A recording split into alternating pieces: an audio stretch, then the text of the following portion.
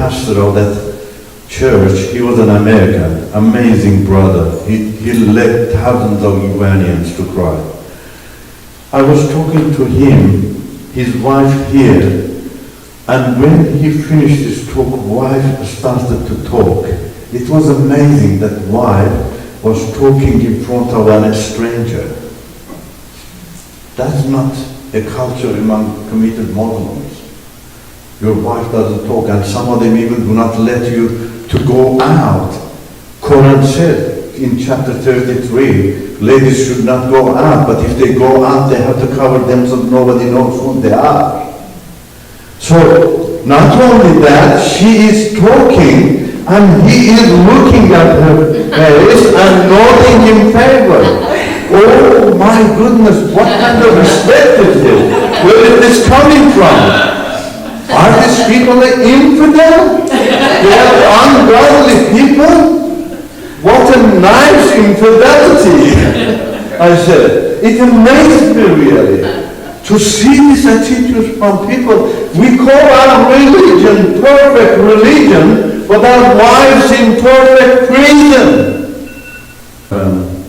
3 daughters, they joined me in Turkey. My wife didn't know I was a follower of Christ. I couldn't tell her. You remember she had a gun. But that was not the major reason.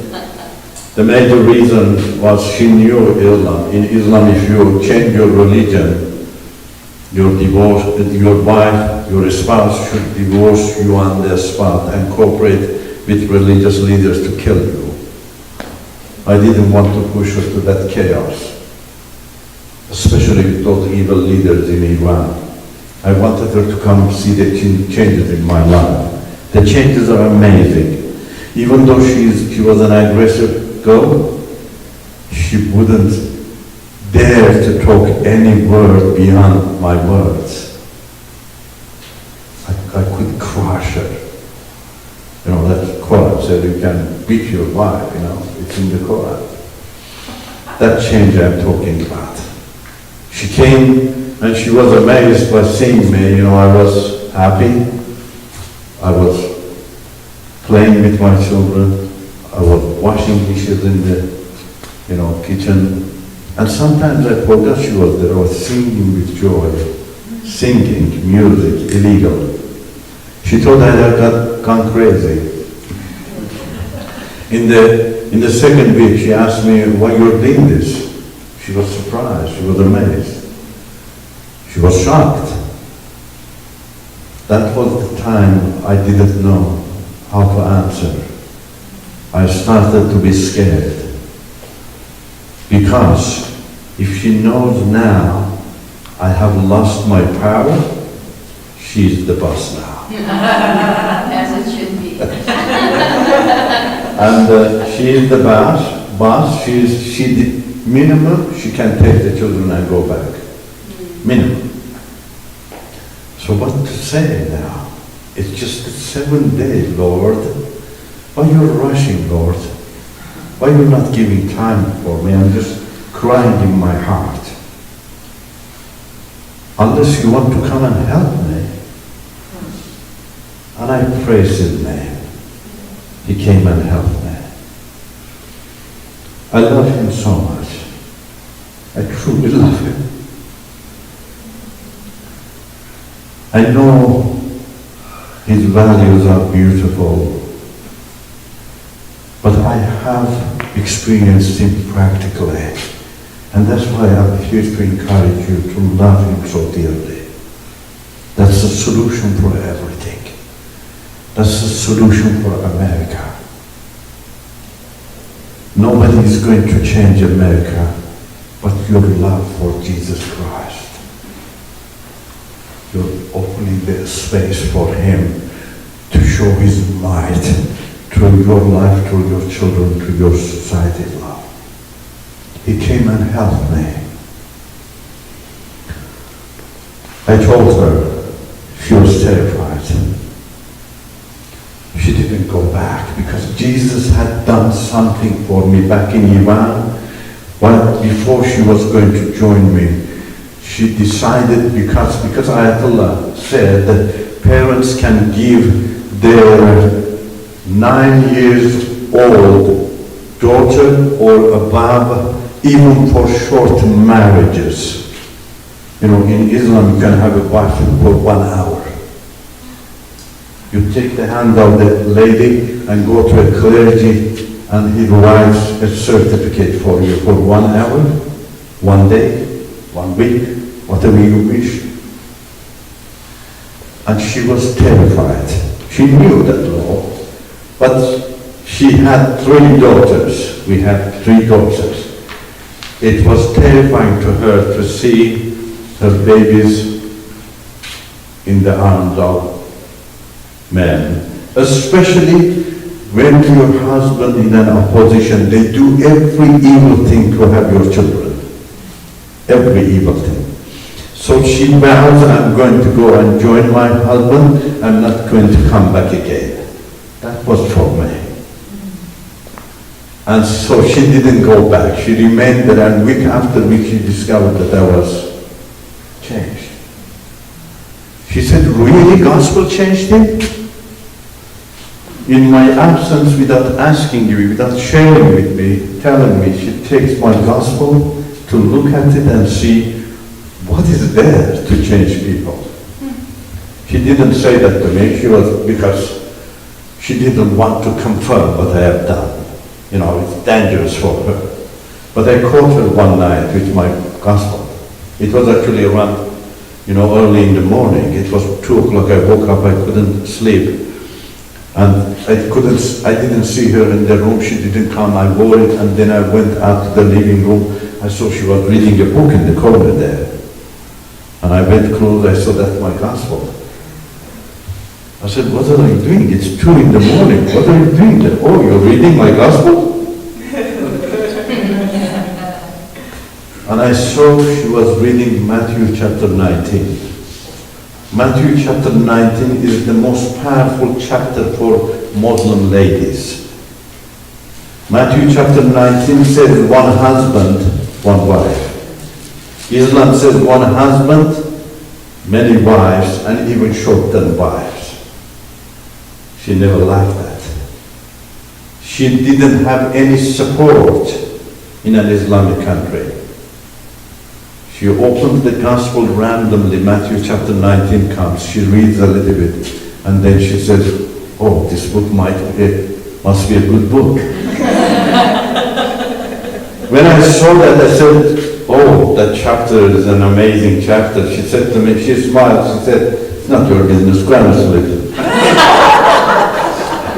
I went and shut the door, cried like a baby. I said, you're mighty evangelist. You know how to touch the minds and hearts. Glory be to your name. So that opened the door for me, after that, to be persistent and encourage her to join ladies' meeting. And she went, after many struggles. She was afraid, really. She was terrified. She didn't want to reveal that. Other people see her. That could be a threat to the family. Anyhow, she went there. And she was amazed seeing ladies there, their experiences. She saw them free, truly free. Oh wow, they are speaking with freedom. A lady said, this morning the Lord spoke to my heart. The other one said, the Lord spoke to me yesterday. She said, who is this Lord who is speaking to ladies? Ladies, in Islam, the Lord never spoke to the prophet of Islam. He never heard the voice of God. He said, just an angel came and talked to me. I'm following a perfect religion, she said, but I'm in a perfect prison. They are following our so-called imperfect religion, but they're perfectly free. How can it be? And she came home and I asked her, how was it? She said, yeah, it was good. I said, are you going to continue? Yeah, I think so. And after, sometime she had a dream. In the morning she said her dream to me, and I jumped and brought my Bible, showed her that it was in the Bible. She was walking with Jesus in her dream with several other ladies. All of it on a beautiful pasture, actually. All of a sudden they come to a very steep valley. Jesus and other ladies walk easily through the valley, but she was afraid to fall down. Even a lady comes to help her. She was afraid. Jesus calls her there. Don't be afraid, just take your first step. She took the first step, the valley was lifted up. The whole land became flat, she walked to Jesus. I jumped and brought my Bible, opened Isaiah chapter 40. Even Gospel speaks about that. All valleys and mountains will become level. Why? Because mighty God is walking in front of you. You need to trust Him. She started to cry. I cried. I asked her, why you're crying? She asked me, why you're crying? I said, I don't know. Something is happening. And that softened her heart toward the Lord Jesus. She started to read the gospel seriously. And after 2.5 months, she gave her heart to the Lord. And the Lord changed the entire family and put a smile on their faces. Isn't that amazing? Changed the radical model family. Not only that, He has been using us in a mighty way. We are touching the heart of millions of Muslims. I have led Muslim scholars to the Lord, clergies to the Lord, rank and file Muslims to the Lord, just with this logic of Christ, touching their minds and hearts, encouraging them, you are created in the image of God. You have capacity and the capability to understand. You were given power to allow your dignity to be protected by Christ. He's the only one sees you very, very valuable. And they are giving their heart to the Lord. And especially they are seeing with this technology, with this, digital media, they are seeing the vast difference between Islam and Christ. And they are giving their heart to the Lord. Iran is the #1 country for killing many Christians among all Islamic countries. It's the #1 country also for many coming to the Lord. Millions of Iranians in the last 40 years have given their heart to the Lord. Millions.